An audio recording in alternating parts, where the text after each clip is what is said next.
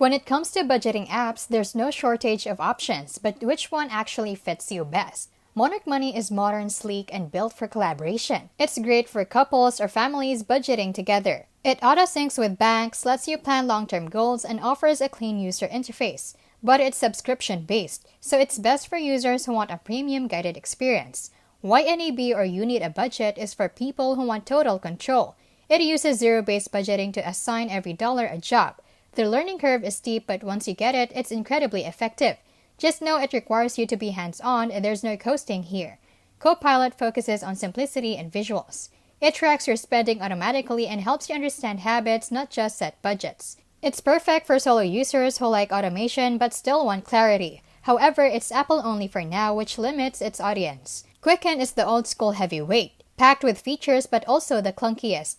It's best if you want desktop-level control, investment tracking, and decades of financial data. But it can feel outdated, especially for mobile-first users. So if you want automation and sharing, go with Monarch. Hardcore budgeters, Ynab. Simplicity with insight, Copilot. And for old-school depth, Quicken. That's it from How to Literally, where we keep things smart, simple, and scam-free. See you in the next one.